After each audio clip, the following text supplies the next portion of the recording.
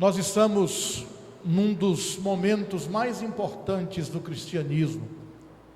Nós estamos vivendo a semana da Páscoa. Hoje é o que se conhece como o Domingo de Ramos, que foi aquele dia da entrada triunfal de Jesus em Jerusalém. Eu não sei quantos aqui tiveram a curiosidade de olhar nos evangelhos, de que maneira se dá essa entrada. Como Jesus é aclamado, entrando num jumento na cidade, e as folhas são espalhadas pelo caminho. O povo grita: Hosana, Hosana, bendito que vem em nome do Senhor. E Jesus chora. Olhar para a multidão, para aquela cidade, povoada por pessoas que o aceitavam e que o rejeitavam, por líderes religiosos e por governantes romanos, por sacerdotes e por povo simples, provavelmente por gente a quem ele havia curado, pessoas a quem provavelmente esteve lá com ele quando ele alimentou uma multidão de mais de 5.000 pessoas, gente que o aplaudia e gente que o rejeitava. Ele olhou para aquela cidade e disse: Jerusalém, Jerusalém, quantas vezes eu quis juntar vocês, quantas vezes quis proteger vocês como uma galinha protege os seus pintinhos debaixo das suas asas. Mais ou menos assim é o que diz a Bíblia. Era a semana da Páscoa, e um dos textos diz que Jesus estava olhando para o futuro, para a sua crucificação, para o momento em que ele seria crucificado, seria o Cordeiro de Deus, dado em favor de todos os homens. A entrada triunfal de Jesus é também o grande lamento de Jesus. Esse é o grande paradoxo da Páscoa, provavelmente o período mais sagrado do calendário cristão, da história da cristandade. Mas a verdade é que nem todos compartilham dessa grandeza, dessa alegria, da singeleza e da suntuosidade, da pluralidade, da singularidade, que é a Páscoa.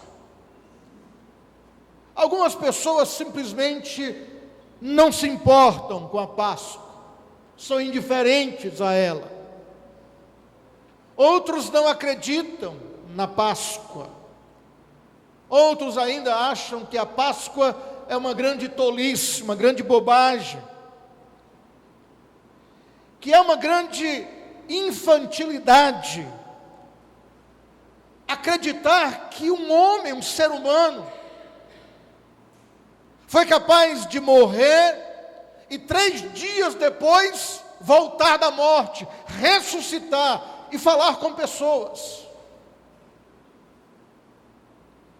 Eu diria que a Páscoa nos faz lembrar de forma mais clara possível de que Deus tem as suas próprias regras. É na Páscoa que percebemos que Deus não usa a nossa lógica, a lógica humana, que Ele nem sempre faz, ou que Ele nem sempre pensa o que pensamos, que nem sempre faz o que fazemos e o que esperamos. E as coisas que Ele faz desafiam a mais inteligente compreensão humana. Eu penso que uma dessas coisas mais incompreensíveis para nós é ressuscitar alguém dos mortos, é trazer alguém que morreu à vida de novo. A ressurreição se encaixa definitivamente nessa categoria de algo incompreensível para a mente humana, para a lógica humana. Quantos de nós aqui nesta noite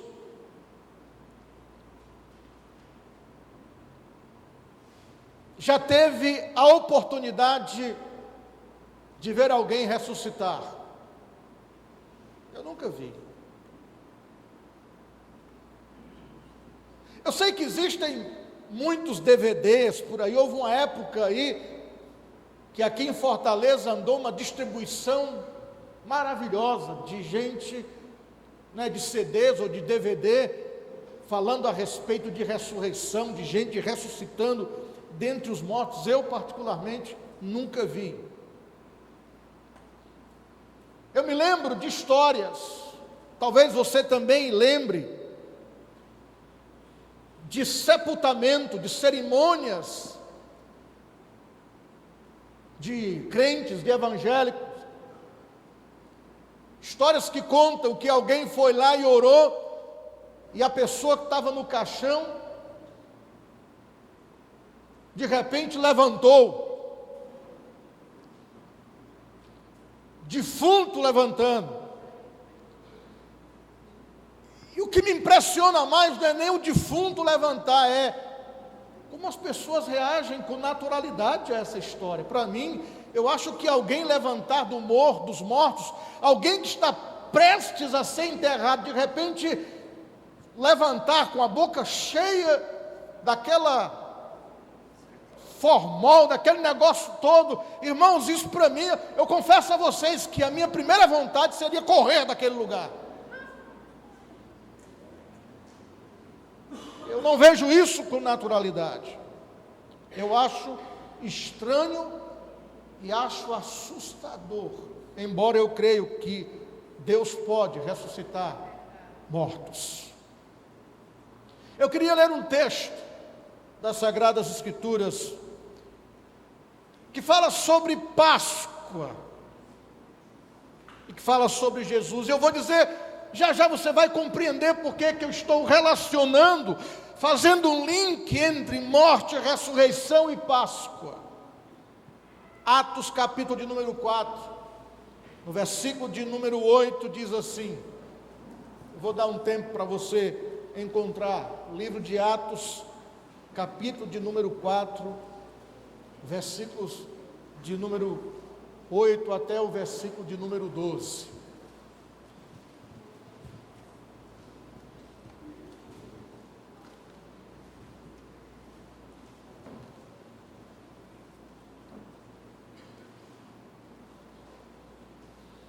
Então Pedro, cheio do Espírito Santo, lhes declarou: autoridades e líderes do povo, visto que hoje somos questionados em relação a um ato de caridade, praticado a favor de um homem doente e sobre o modo como foi curado, tomai conhecimento, vós todos e todo o povo de Israel, de que em nome de Jesus Cristo Nazareno, aquele a quem vós crucificastes, porém a que Deus ressuscitou dentre os mortos, sim, por intermédio desse nome, é que este homem está aqui diante de vós, plenamente curado. Este Jesus é a pedra que foi rejeitada por vós, os construtores, o qual foi posta como pedra angular. E, portanto, não há salvação em nenhum outro ente, pois em todo o universo não há nenhum outro nome dado aos seres humanos pelo qual devamos ser salvos. Eu penso que esse conflito, essa situação, esse sentimento de ter que lidar com essa ideia de ver Jesus crucificado, morto, sepultado, e depois encontrá-lo vivo, ressurreto, foi exatamente o sentimento que os discípulos sentiram na manhã daquele domingo. Porque encontraram a pedra do seu túmulo removida, o sepulcro vazio. O sentimento é esse mesmo sentimento que eu confessei aqui, de estranheza, de estar assustado.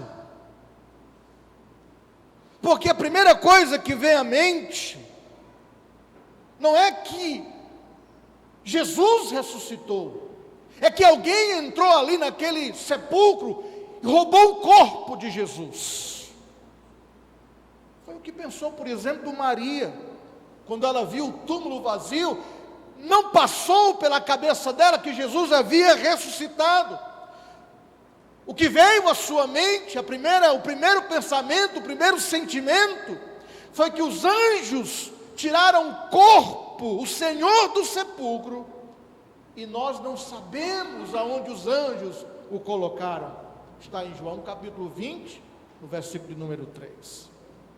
A ressurreição seria a última coisa que passaria pela sua mente naquela manhã de domingo. No final da história, eles acreditam, mas este não foi um processo fácil. A ressurreição não é algo que a gente acredita, que a gente percebe, que a gente aceita com facilidade. Até mesmo para alguns dos discípulos, levou dias e até semanas para acreditarem que Jesus, o Mestre, havia ressuscitado. Para alguns, só foi possível acreditar quando alguém bate a porta e eles estão reunidos, amedrontados, apavorados com a situação de perseguição que estão sofrendo. E alguém abre a porta e diz assim: está vivo. Ele está vivo. Primeiro falam baixinho. Imagine você, se algum ente querido seu morre, você sepulta, e depois de algum tempo alguém toca a campainha da sua casa, e você olha pelo olho mágico,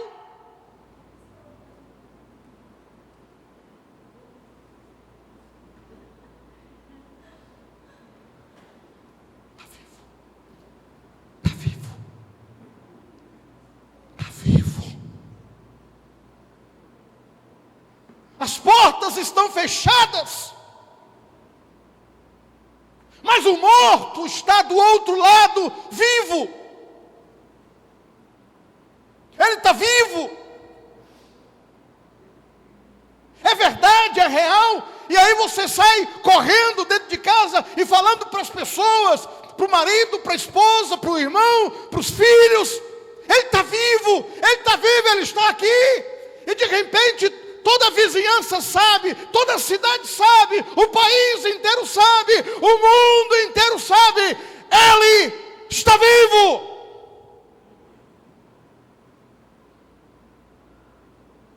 Algumas semanas após esses acontecimentos, após a Páscoa, Pedro e João estão indo no caminho do templo. E no percurso tem um homem aleijado que lhes pede esmola. Ele quer receber algum tipo de dinheiro, de compensação financeira, por causa da sua situação. Eles pedem dinheiro, ele pede dinheiro a Pedro e a João, e Pedro lhe responde. Eu acho que Pedro botou a mão no bolso e fez mais ou menos assim como o pastor Carlos Jorge: não tenho ouro, nem tenho prata,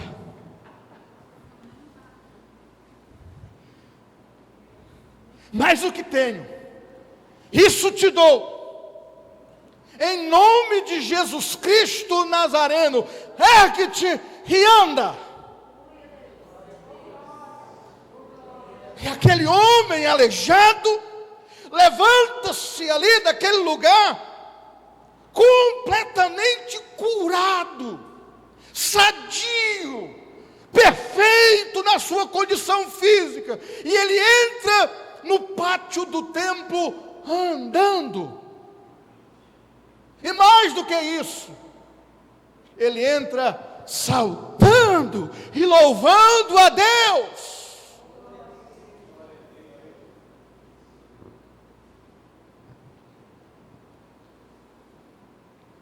Uma multidão enorme se forma ao redor daquele fato.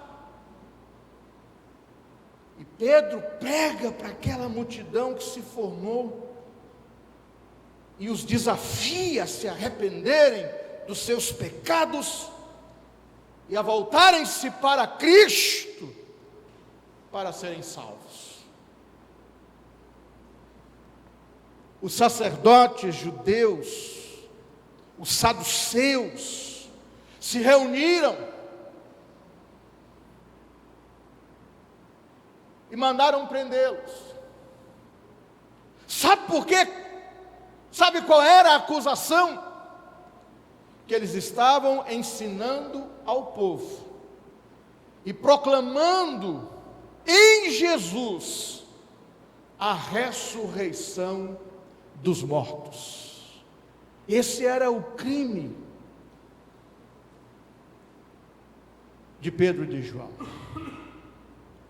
Como os saduceus não acreditavam na ressurreição dos mortos, porque para eles não tinha o menor sentido, eles eles diziam que aquele ensino que os discípulos de Jesus estavam dizendo, pregando, era perigoso e que as pessoas deveriam ignorá-lo. Muita gente se incomoda com a Páscoa. Não porque a Páscoa é uma festa cristã em si, mas porque a Páscoa é uma ameaça a seu sistema de crença. A ideologia que tomou conta das suas mentes. Porque ressuscitar gente morta não é uma mensagem agradável num mundo extremamente humanista, relativista, centrado no homem e que vive para o prazer.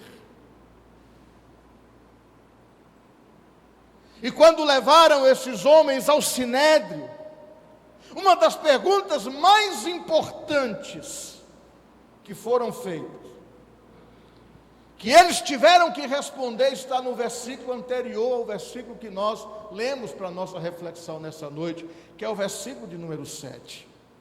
Ele diz assim: com que poder, ou com que autoridade, em nome de quem vocês estão pensando que são enviados em nome de quem? Quem enviou vocês? Com que autoridade? Quem deu poder a vocês para que vocês fizessem isso? Que pergunta! Que momento para o cristianismo! Porque aqui está acontecendo a primeira grande perseguição cristã da história do cristianismo. Milhões e milhões de cristãos sofreram e morreram por causa da sua fé. Ainda hoje, embora a perseguição não mate mais as pessoas como na época da igreja primitiva, ainda hoje as pessoas são perseguidas por causa da sua fé em Jesus. Nós aqui no Brasil, quando querem acusar, quando querem diminuir alguém, quando querem diminuir a sua capacidade intelectual, quando querem diminuir a sua capacidade, a sua habilidade, as pessoas acusam os cristãos de serem crentes, de serem enviados por Deus, de se julgarem enviados por Deus. Pedro tinha 3 opções diante dessa pergunta. A primeira delas era Pedro dizer: olha, me desculpem por ter causado tantos problemas a vocês. Essa não era a nossa intenção. E nós não vamos fazer isso jamais. A segunda opção de Pedro era ficar calado, fechar os olhos e torcer pelo melhor. Só que nós, cristãos, conhecemos Pedro e sabemos que a última coisa que Pedro faria era ficar calado, porque Pedro falava pelos cotovelos. Pedro nunca ficou calado em toda a sua vida. E a terceira coisa que Pedro poderia fazer era aproveitar aquele momento para fazer exatamente o que ele fez: pregar o Evangelho como ele pregou. E essa pregação do Evangelho aqui, nesses versículos, do versículo 8 ao versículo 12, é sobre isso que eu gostaria de refletir um pouquinho hoje à noite com vocês. Porque Pedro prega sem hesitação. Pedro prega sem desculpa, sem medo. Pedro, que fala muito, ele fala pouco nessa mensagem. O que ele diz não é longo, está contido em apenas 4 versículos. É uma mensagem curta, é um texto curto. Mas esse texto contém uma mensagem surpreendente, magnânima, extraordinária. Pedro está dizendo aqui quem é Jesus, na verdade. Pedro está aqui descortinando a pessoa de Jesus, revelando a pessoa de Jesus, dizendo quem é Jesus. E Pedro começa dizendo: esse Jesus é a pedra rejeitada. Jesus é aquele que vocês rejeitaram. E essa é a resposta mais básica que Pedro poderia dar. Porque Pedro diz que Jesus é a pedra. O que é uma pedra?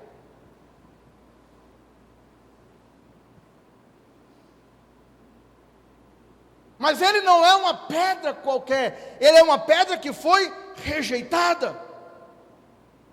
Ele diz assim, olha o que ele diz, versículo 10: tomai conhecimento vós todos, e todo o povo de Israel. Não só tinha ali o povo de Israel, todas as pessoas que estavam ali, de várias nacionalidades, de todos os tipos, de raças, de cores, de pensamentos, de ideias, de concepções e conceitos diferentes.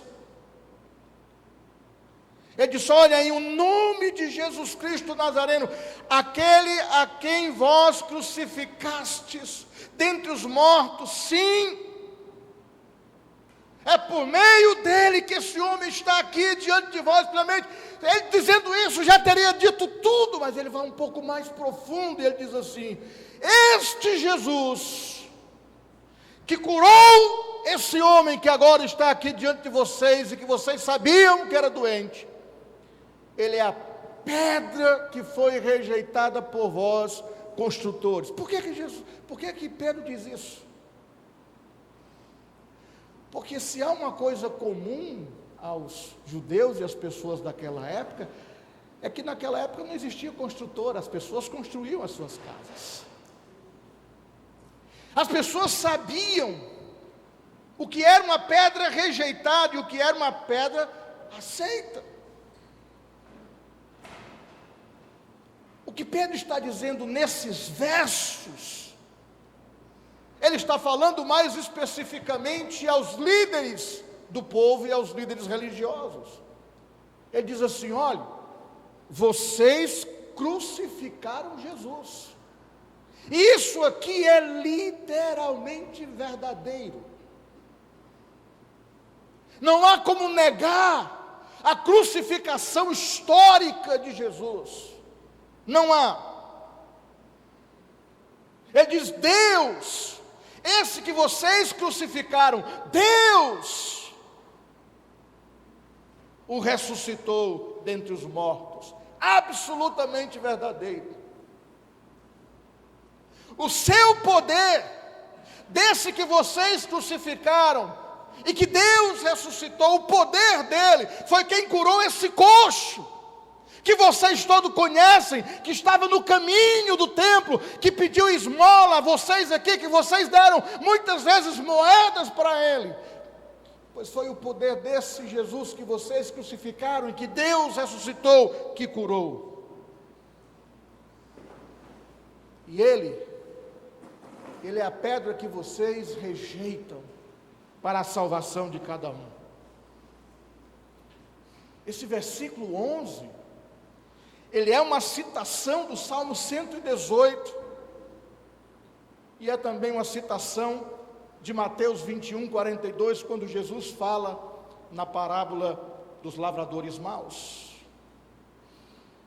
Se existia uma coisa que todo mundo entendia na construção, era a respeito de pedra. Porque as casas eram construídas com pedras. E nenhuma pedra era mais importante do que a chamada pedra angular. Porque dessa pedra dependia todo o resto da construção. Essa pedra era a pedra mais importante para se fazer a construção. Então eles iam onde tinham as pedras, e eles ficavam escolhendo as pedras, e só uma pedra eles escolhiam como pedra angular. Só uma pedra poderia ser colocada como pedra de sustentação de toda a construção. O que Pedro está dizendo aos seus ouvintes e a nós que estamos aqui na semana da crucificação, nessa noite de domingo de Ramos, é que Jesus é a pedra que as pessoas rejeitam, que os construtores estão rejeitando, mas que Deus, que é mais sábio, é mais habilidoso, tem mais conhecimento, é melhor construtor do que qualquer ser humano, essa mesma pedra que os homens não vê como a pedra certa para construir as suas vidas, Deus a escolheu como pedra angular, principal, única da salvação, e que Deus o colocou numa posição de honra acima de todos os outros seres na face da terra. Tão chocante quanto ver um morto ressuscitar dos mortos é isso aqui. É a gente ser capaz de cometer uma catástrofe eterna. Porque quem rejeita a Jesus, quem rejeita a pedra angular de Deus, e tudo que podemos construir a partir daí, está fadado ao fracasso. toda fundação que não começa com a pedra angular, que é Jesus, constrói um edifício completamente comprometido. Por isso, aqueles que estão aqui hoje à noite, que não são capazes, que não desejam acreditar que Jesus é o Filho de Deus, que não aceitam que Ele é o que Ele disse que era,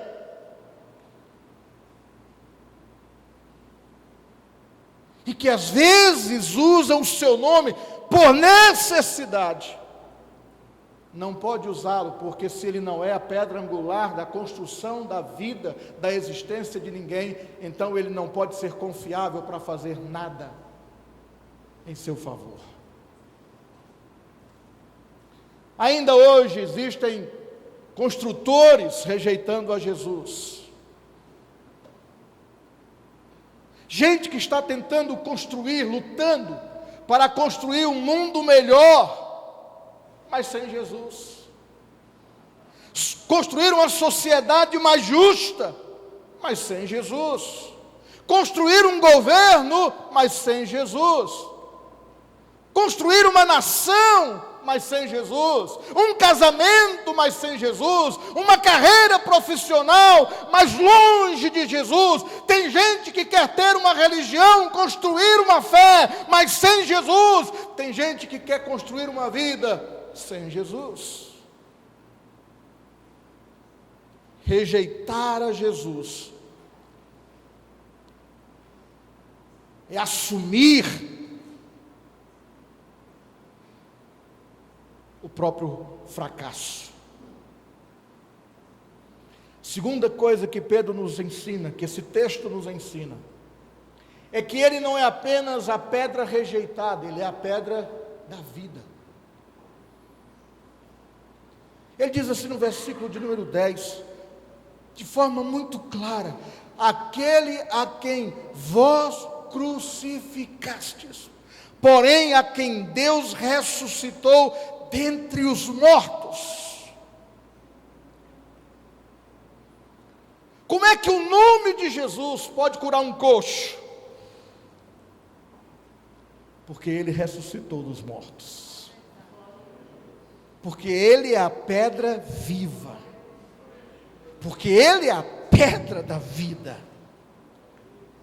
Pedro diz assim em sua primeira carta, no capítulo 2, versículo de número 4: chegando-vos a ele, a pedra que vive, rejeitada sim pelos homens, mas para com Deus eleita e preciosa. Jesus é a pedra rejeitada, mas é a fonte da vida. Na sexta-feira, chamada de sexta-feira da paixão, quando Jesus é crucificado, o inferno bancou uma festa, fez uma festa, celebrando a sua vitória. Mas no domingo, o domingo da ressurreição, quem fez a festa maior foi os céus, porque Jesus venceu a batalha contra a morte de maneira definitiva. No final da história, todas as coisas apontam para o Filho de Deus. Você quer saber como é que vai acabar a história da humanidade? Você já sabe, está na Bíblia. A Bíblia nos diz como é que vai ser. E ela nos dá uma convicção, uma certeza. No final, aqueles que não rejeitaram a pedra angular e a fonte da vida, vencerão. Serão vitoriosos. O que a Páscoa nos ensina é uma seta, nos sinalizando de que no final, o vencedor voltará para casa. A gente pode ter dificuldades no presente. Nós podemos estar vivendo num mundo extremamente desagradável. Mas a gente consegue suportar tudo isso, mantendo a nossa fé naquele que ressuscitou dentre os mortos. Me perguntaram assim, certa vez: pastor, o senhor não vai falar nada aí a respeito do que estão dizendo contra Jesus? Eu digo: eu não sou advogado de Jesus. Jesus não precisa de advogado, porque Ele é meu advogado. E daí se dizem que o navio não vai afundar, que nem Deus afunda o navio? E daí se dizem que nem Deus tira fulano de tal da presidência? E daí se as pessoas dizem que são mais importantes do que Jesus e depois são mortos, ou é morto por uma bala de um dos seus fãs? Eu não tenho que advogar a Deus, eu tenho que servi-lo e confiar que Ele é Senhor sobre todas as coisas. E daí se tem alguém tão soberbo que diz que nem a volta de Jesus lhe impede de ganhar eleições, isso é com Ele e Deus. A minha função como discípulo de Jesus é seguir o Mestre, é andar com o Mestre, é viver a vida que Ele quer que eu viva, porque é Ele que me dá coragem todos os dias para enfrentar a minha morte diária, porque todos os dias eu morro, porque sou pecador, e o salário do meu pecado é a minha morte, e todos os dias o mesmo poder que ressuscitou Jesus me ressuscita, todos os dias. E em último lugar, Pedro diz que Ele é a pedra angular, Ele é a pedra rejeitada, Ele é a pedra da vida e Ele é a pedra angular. Ele é a pedra principal da fundação. Ele é tanto aquele que começa como aquele que termina. A pedra angular é a pedra que dá sustentação no alicerce e ao telhado. A pedra angular é aquela que une dois ângulos. É como esse negócio aqui, irmãos. Dá para vocês verem aqui? Esse negócio bem aqui no canto. É como o canto ali. Tem uma coluna de sustentação. É por isso que João o chama de Alfa e Ômega, o princípio e o fim, porque tudo começa em Jesus e tudo termina em Jesus. E se você não tem Jesus, você pode ter tudo, mas você não tem nada.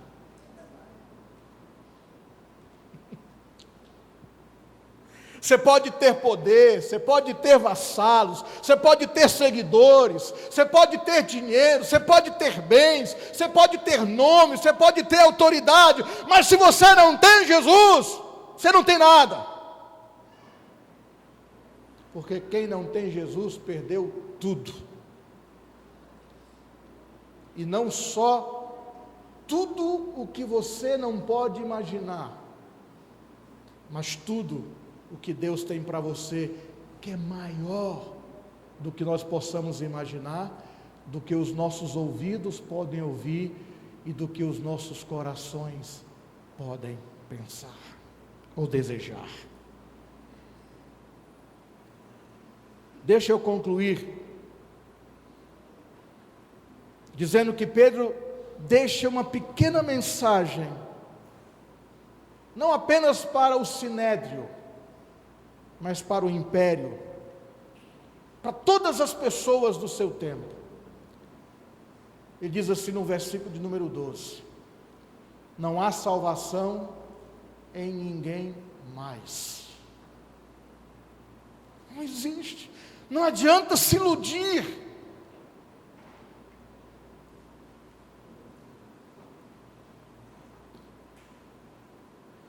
Dizer que Jesus é o único Salvador no mundo que nós estamos vivendo aqui é estranho, porque nós vivemos no mundo da diversidade, do politicamente correto. Nós vivemos na época da tolerância, da igualdade das classes, e o que Pedro está dizendo é contrário a isso. Pedro está dizendo: existe um valor absoluto para a salvação, um único valor, uma única verdade absoluta, inquestionável, é que você não pode ser salvo, e que você não pode encontrar salvação em nada mais, em ninguém mais, a não ser em Jesus Cristo, ponto final. Porque Jesus é o único Salvador, e a salvação vem somente pela fé. Portanto, resumindo o discurso de Pedro, a mensagem de Pedro: quem rejeita a Cristo não pode ter esperança de viver com Deus na eternidade. Quem rejeita a Cristo não pode ter salvação, porque não existe salvação em tradição religiosa nenhuma, somente em Jesus. Quem rejeita a Cristo não pode ser salvo, porque não existe nada que possa se amalgamar, se unir a Cristo para a salvação. E porque você, homem e mulher, em qualquer lugar, em qualquer tempo, não pode salvar a você mesmo. Você não pode salvar a si mesmo. Você precisa de Jesus. Você precisa vir a Deus, sem impor a Deus nenhuma condição, sem impor nada, porque você é o grande necessitado de salvação. E é isso o que Deus planejou de maneira sucinta, verdadeira, única. Não há meio termos, não existe meio termo quando se trata de Jesus. E esta é a mensagem da Páscoa. Ele foi rejeitado, morto, sepultado, mas Deus o ressuscitou, e Deus o fez a pedra angular da salvação. A Páscoa exige uma decisão das pessoas. Viver a Páscoa, presenciar um tempo de Páscoa, exige uma decisão das pessoas. E qual é essa decisão? A mesma decisão que você precisa tomar hoje à noite: não rejeitar a pedra da salvação de Deus, não tropeçar nessa pedra, porque ela é o começo e o fim de todas as coisas. A minha oração, meu desejo é que essa Páscoa, essa semana da Páscoa, faça todos os homens enxergarem a Jesus como Ele realmente é, a pedra angular da salvação de todos os homens, de todos os lares, de todas as casas, de todas as famílias, de todos os povos. Ele e somente Ele.